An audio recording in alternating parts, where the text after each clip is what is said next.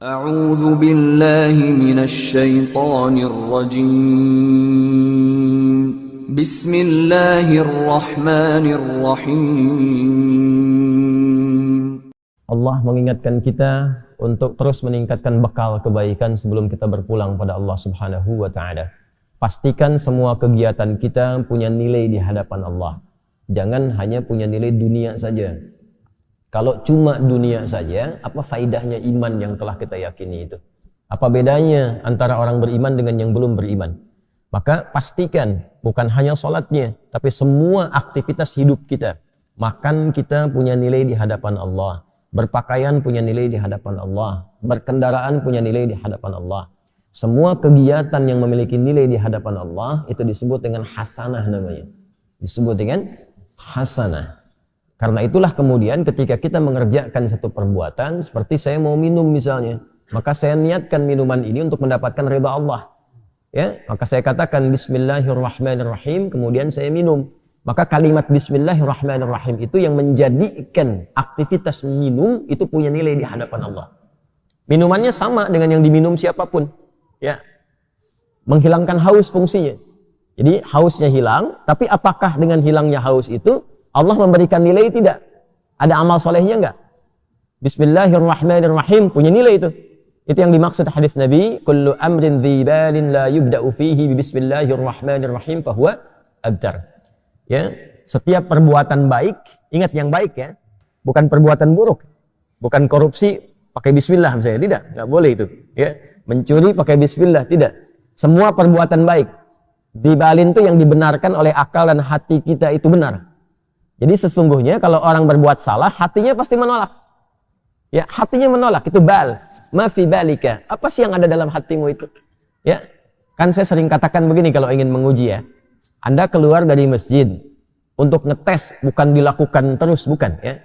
Untuk ngetes, coba iseng-iseng pakai misalnya, dipakai iseng, bukan dipakai pulang ya. Dipakai iseng misalnya sendal orang lain. Masukin dulu, tes. Itu hati kecil pasti mengatakan, ya itu bal, hati kecil mengatakan, hei itu bukan punya kamu. Pasti itu, secara otomatis. Ya, secara otomatis. Lepas lagi tuh, jangan dipotong videonya ya.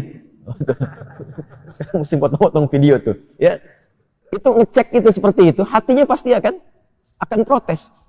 Nah jadi Nabi pernah mengatakan istafti qalbak. Ya, coba tanya hatimu yang paling dalam. Kedalaman hati itu disebut dengan bal namanya. Maafi balik, kenapa lu? Apa sih isi hatimu itu yang membimbing pikiranmu itu? Ya?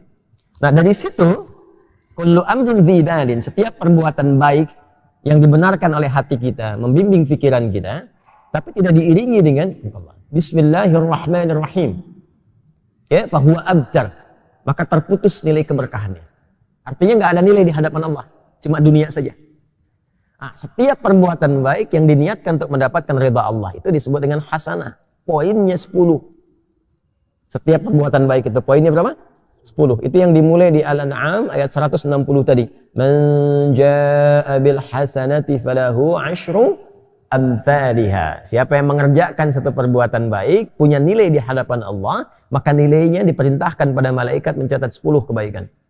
10 itu tadi standarnya ya, bukan 1, 2, 3, 4, tidak. 1 kedua ya potensinya 500 tahun. 2 ketiga 500 tahun. 3 keempat 500 tahun. Makanya mengumpulkan pahala itu caranya mudah. Mudah, ya. Cuma nanti kemudahan itu bergantung pada iman. Makanya bab iman, bab akidah itu yang paling pokok. Itu hanya iman yang mampu menggerakkan kita untuk mendekat kepada Allah. Kalau imannya tidak maksimal, sinyalnya nggak kuat, ya boleh jadi tidak akan semua amal itu menjadi amal soleh. Itulah yang menjadikan kerugian itu. Dikasih waktu untuk beraktivitas, tapi aktivitas yang dikerjakan tak ada nilai di hadapan Allah. Karena hasanah ini yang dibawa pulang, bukan minumannya. Ya, ini keluar lagi menjadi kotoran, ke alam kubur nggak ikut. Hasanah itu yang akan dikonfirmasi sampai dengan di akhirat nanti. Jadi di dunia dikerjakan, di akhirat ditampakkan. Itu yang dimaksud di Al-Baqarah ayat 201 itu. Wa minhum may yaqulu rabbana atina fid dunya hasanah wa fil akhirati hasanah wa qina adzaban nar. Ya kan? Maka di dunia kita mengerjakan itu, di akhirat dikonfirmasi. Konfirmasi itulah yang kita sebut dengan pahala itu. Jadi setiap nilai 1, kedua, 2, ketiga, 3, keempat disebutnya ajrun namanya. Ya, nilainya disebut dengan hasanah. hitungan 1, 2, ketiga, keempat terus disebut ajrun. Di surah At-Tin itu yang paling viral, lahum ajrun ghairu mamnun, ya. Nah, jadi itu yang disebut ajrun, kita terjemahkan dengan pahala. Jadi yang ikut pahalanya, amal solehnya di dunia. Di alam kubur kan sudah nggak ada amal soleh lagi. Ya, nggak ada amal soleh lagi. Jadi jangan berharap atau berdoa mudah-mudahan di alam kubur masih bisa tahajud misalnya. Enggak. Udah istirahat di alam kubur itu. Tinggal ditampakkan pagi dan petang itu, ya, ditampakkan kenikmatan surganya nanti. Kalau dia insan beriman, hadis riwayat Umar bin Khattab radhiyallahu taala anhu tentang sifat surga. Nanti ada kitab Bad'ul Khalqi di dalam Sahih Al-Bukhari. Nanti di subtopiknya yang ke-9 itu tentang sifat abwabil jannah, sifat tentang pintu-pintu surga. Ya, di hadis kedua dari situ adalah hadis dari Umar bin Khattab radhiyallahu taala anhu yang menerangkan tentang bagaimana keadaan di alam kubur, ya, bagi setiap manusia. Kalau dia min ahlil jannah, ya, in kana min ahlil jannati, jika dia termasuk ahli surga, maka ditampakkan surganya setiap pagi dan petang.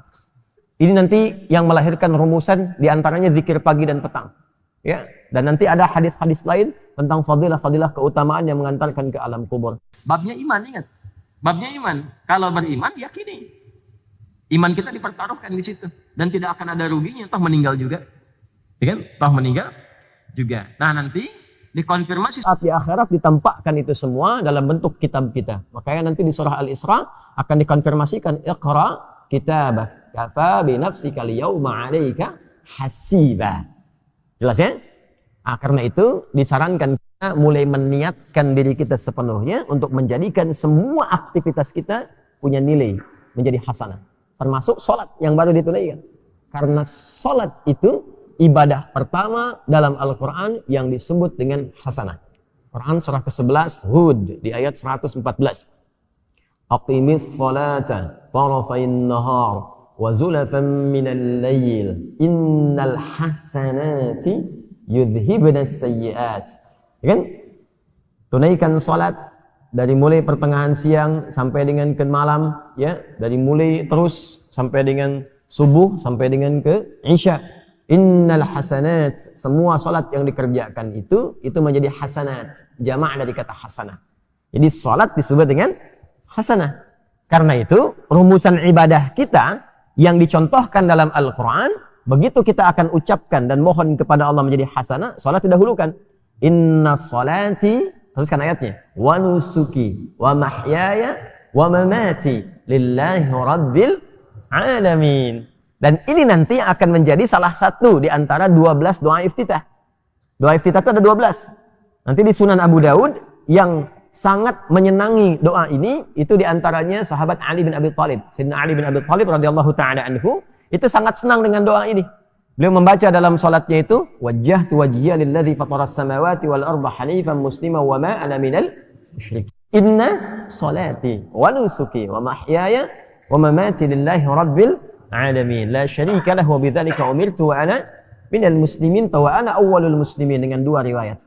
Nanti yang Abu Hurairah itu yang meriwayatkan yang Allahumma ba'id, yang Ali bin Abi Thalib yang meriwayatkan wajjahtu. Yang di situ terdapat inna salati. Jadi kita berikrar tuh.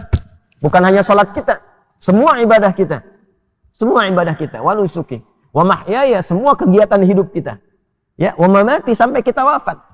Jadi barusan tuh kita berikrar, selesai salat subuh, mulai selesai subuh ini, semua kegiatan kita mesti punya nilai di hadapan Allah Subhanahu wa taala. Itu ikrarnya. Jangan sampai berbuat maksiat. Awas, hati-hati. Maka ditutup nanti di ayat 165-nya. Awas, di ujung ayatnya nanti. Inna rabbaka sari'ul iqab. Wa innahu ghafur rahim. La ghafurur rahim. Hei, ingat ya. Kalau kamu berbuat salah, Allah itu cepat hukumannya. Tapi dalam saat yang bersamaan, Allah sangat maha pemaaf dan pengampun dari segala dosa-dosamu. Maksud rangkaian ayat ini begini. Gak ada di antara kita yang sempurna. Sekarang pun kita ada di masjid, boleh jadi banyak lumuran dosa yang pernah kita lakukan. Ya, tidak ada yang sempurna. Ada kesalahan, mungkin sebelum berangkat ke sini ada dosa yang diperbuat. Ada kesalahan yang dilakukan. Jangan tunggu untuk bertobat dengan mengakhirkan di akhir waktu. Ya, sungguh orang-orang yang menggantungkan waktu taubatnya itu di waktu-waktu yang panjang, sehingga boleh jadi maut datang lebih cepat dari apa yang dia duga. Orang-orang seperti itu mohon izin tidak dapat mendapatkan kesempatan taubat dengan maksimal. Maka kalau kita sadar berbuat salah, kata Allah, hei, jangan malu untuk kembali kepadaku. Karena aku adalah Ghafurur Rahim. Sepanjang kau mau kembali, aku akan cepat mengampuni dosa yang pernah engkau kerjakan dan menghapuskannya sampai ketika engkau kembali. Jelas? Tapi kalau sengaja ditunda-tunda atau sengaja berbuat dosa, ada beberapa dosa yang dipercepat hukumannya sebagai muqaddimah saat di dunia. Bukan balasan aslinya, sebagai muqaddimah. Muqaddimah itu pun karena ada rahmat Allah di dalamnya untuk mengingatkan dia supaya kembali lagi. Ya. Misalnya pelaku riba dibuat susah, dibuat hilang, hancur harta dan sebagainya gitu kan. Nah, ada yang dosa kepada kedua orang tua, ya dibikin susah nanti di kehidupan, di pekerjaannya, sulit A, sulit B, supaya sadar. Itu nanti ada di Quran surah As-Sajdah itu. وَلَنُذِيقَنَّهُمْ مِنَ الْعَذَابِ الْأَدْنَى دُونَ الْعَذَابِ الْأَكْبَرِ لَعَلَّهُمْ يَرْجِعُونَ. Ya. Jadi kami akan timpakan, rasakan ya pendahuluan hal kecil, hukuman kecil untuk menyadarkan hamba itu supaya kembali taubat. Supaya taubat. Jadi jangan tunggu dihukum dulu oleh Allah ya untuk disadarkan supaya kamu taubat. Sepanjang kita merasa ada kesalahan, istighfari, minta ampun, kembali pulang, lalu setelah itu istiqamah mengerjakan kebaikan sampai kita kembali pada Allah Subhanahu wa taala.